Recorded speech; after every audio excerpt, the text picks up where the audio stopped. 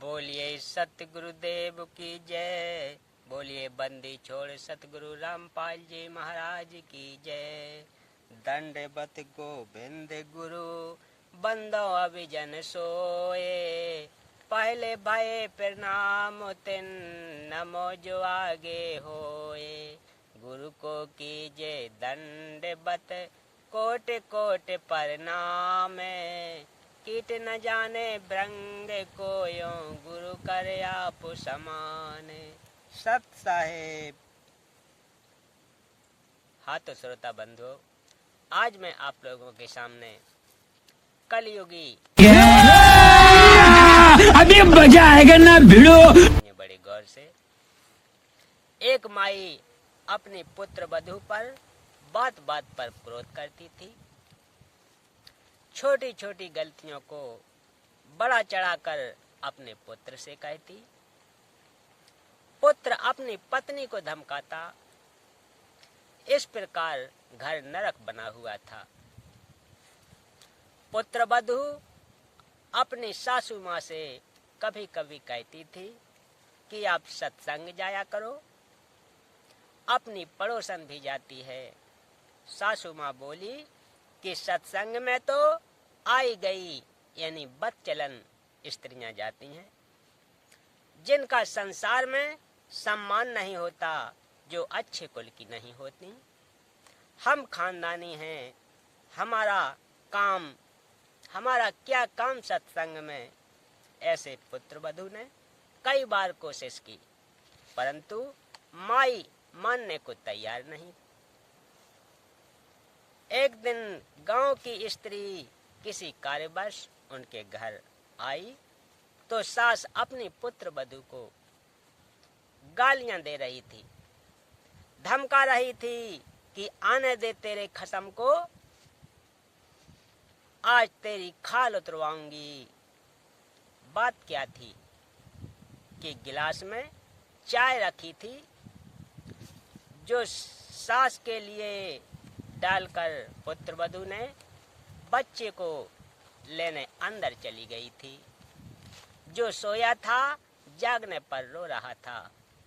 उस बच्चे को उठाकर लाने में 1 मिनट भी नहीं लगी थी कि इसी बीच कुत्ता आया और चाय के गिलास में जीभ मारने लगा। गिलास गिर गया, चाय पृथ्वी पर बिखर गई। सासू माँ आंगन में उस गिलास से 20 फुट की दूरी पर चारपाई पर बैठी थी। हट्टी कट्टी थी, खेतों में सैर करके आती थी, परंतु काम के हाथ नहीं लगाती थी। इसी बात पर कलह कर रही थी। गांव के दूसरे मोहल्ले से आई माई सत्संग में जाती थी।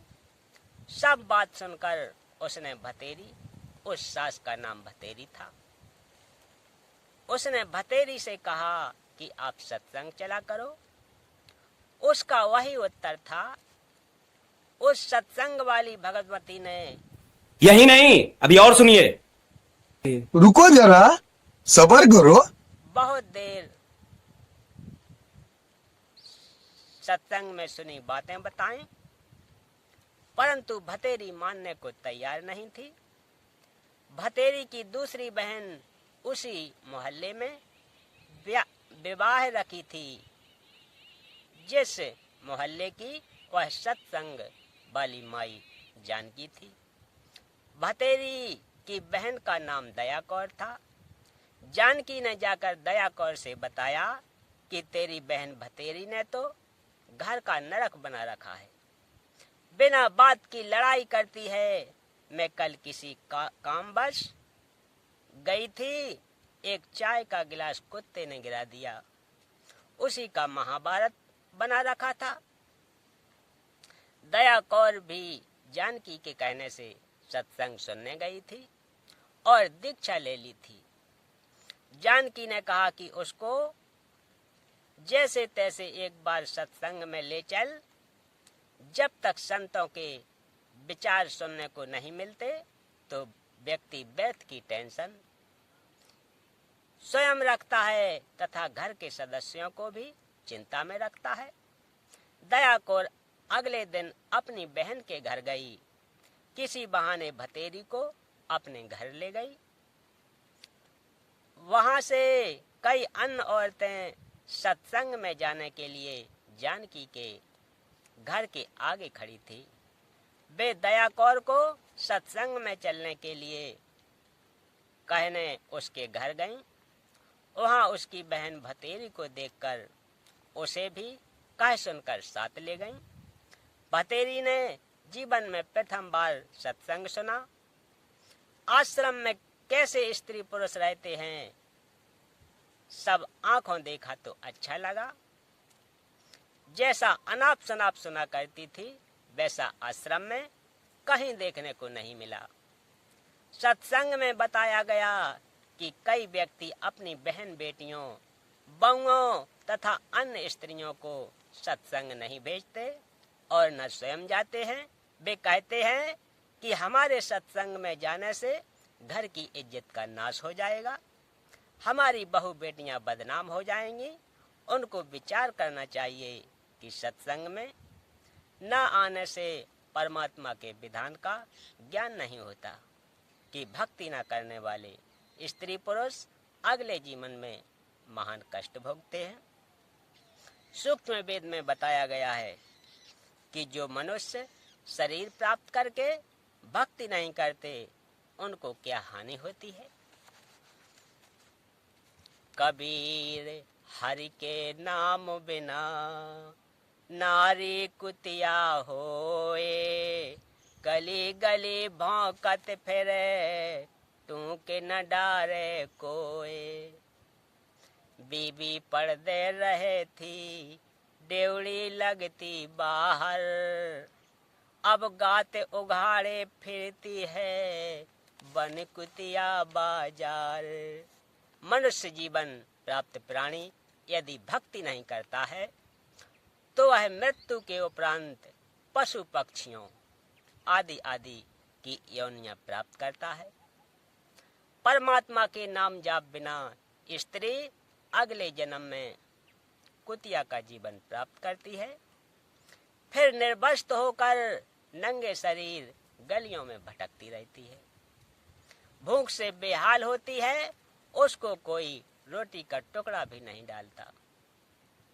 जिस समय वह आत्मा स्त्री रूप में किसी राजा, राणा तथा उच्च अधिकारी की बीवी थी, वे उसके पूर्व जन्मों के पुण्यों का फल था, जो कभी किसी जन्म में भक्ति धर्म आदि किया था। वह सर्व भक्ति तथा पुण्य स्त्री रूप में प्राप्त कर लिए। वह आत्मा उच्च घरानों की बहु बेटियां थीं। तब पर्दों में रहती थीं, काजू किशमिश डालकर हलवा तथा खीर खाती थीं। उनका जूठा छोड़ा हुआ नौकरियां खाती थीं।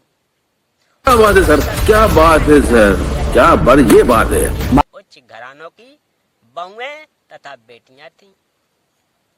घर से बाहर जाने से बेइज्जती मानती थीं। बड़े घरों की इज्जत इसी में मानी जाती है कि बहु बेटियों का पर्दों में रहना, घर में रहना उचित है। इन कारणों से वह पुण्य आत्मा सत्संग विचार न सुनने के कारण भक्ति से वंचित रह जाती थी। उस मानव शरीर में वह स्त्री गले में 9 लाख के हमेल हार पहनती थी, नाक में सोने की नाथ पहनती थी। उसी से अपना जीवन, उसी हार श्रृंगार में अपना जीवन धन्य मानती थी। भक्ति न करने से वे अब कुतिया का जीवन प्राप्त करके नंगे शरीर गलियों में एक एक टुकड़े के लिए तरस रही होती।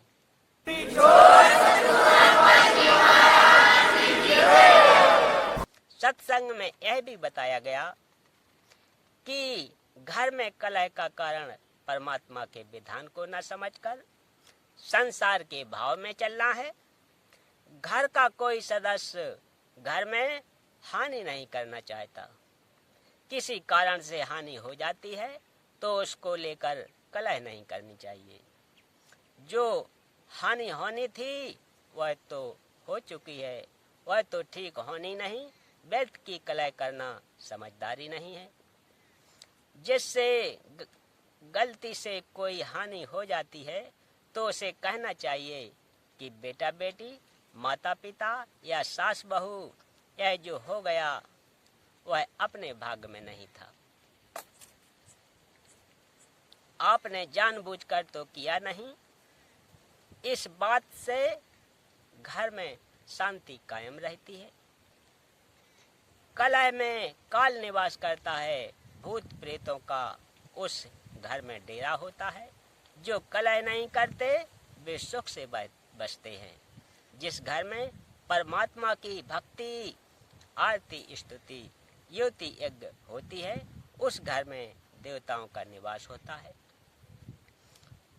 सत्संग सुनकर सब अपने अपने घर चली गईं। अगले दिन सुबह भैंस का दूध निकालकर पुत्रवधू उस दूध की भरी बाल्टी को छत में लगे कुंडे वाले सरिये से प्रतिदिन की तरह टांगने लगी। उसे लगा कि बाल्टी टंग गई, परंतु सरिये के उल्टी ओर बाल्टी का कड़ा लगा था। पुत्रवधू ने सोचा कि ठीक लगा है और बाल्टी छोड़ दी। बाल्टी पृथ्वी पर गिर गई, दूध बिखर गया। आवाज सुनकर भतेरी आई और पुत्रवधू दूध की बजाय सासू माँ की ओर मायूसी से देख रही थी। बोलना उचित नहीं समझा, क्योंकि पुत्रवधू को पता था कि सासू माँ किसी की सफाई के वचन नहीं सुनती थी। सोच रही थी कि आज का सारा दिन कलह में जाएगा, शाम को पति आएगा, उससे भी पिटाई करवाएगी। हे परमात्मा, यह कौन बनी? ऐसी गलती तो कभी नहीं हुई थी। हे सतगुरु, कुछ तो दया करो। मैं तो आपकी भक्ति भी भूलने को हो रही हूँ। मुझे तो सारा दिन सासू माँ के श्लोक याद रहते हैं। भतेरी बोली, बेटी, जो होना था वह हो गया। आज हमारे भाग्य में दूध है नहीं, चिंता न कर। इस दूध को ऊपर से हाथों से बाल्टी में डालकर भैंस को पिला दे। यह कहकर वो जो नाम दीक्षा ली थी उसका जाप करने लग गई। पुत्रवधू को अपने कानों पर विश्वास नहीं हो रहा था। सोच रही थी कि माताजी आज पता नहीं कौन सा स्टेशन रेडियो आकाशवाणी पकड़ गई। ये शीतल बचन भतेरी की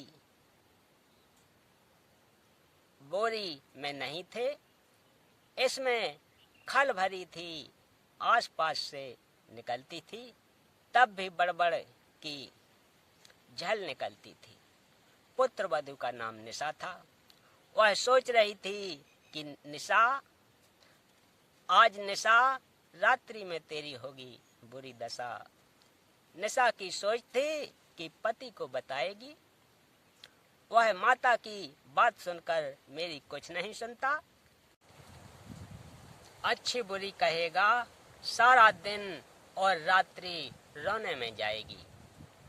निशा ने दूध बाल्टी में डालकर भैंस को पिला दिया। बाल्टी धोकर रख दी। भतेरी आई और बोली कि बेटी, रोटी खा ले। चिंता मत कर बेटी, मैं कल मेरी बहन दया कौर के साथ सत्संग में गई थी। मेरी तो आंखें खुल गईं। मैं तो बहुत कलहारी बनी हुई थी। बेटी हो सके तो क्षमा कर देना। पीछे हुआ सो हुआ, आगे से अपनी बेटी को पलकों पर रखूंगी। मेरी असली बेटी तो तू है। जन्मी बेटी तो अगलों की थी, वह चली गई, अपना दुख सुख साझा है। मेरी तो एक दिन के सत्संग ने ही आंखें खोल दी। बेटी, अगले रविवार को आप भी चलना, मैं भी चलूंगी। धीरे धीरे बेटे को भी ले चलेंगे। निशा ने अपने गुरुजी का फोटो कपड़ों में छिपा रखा था।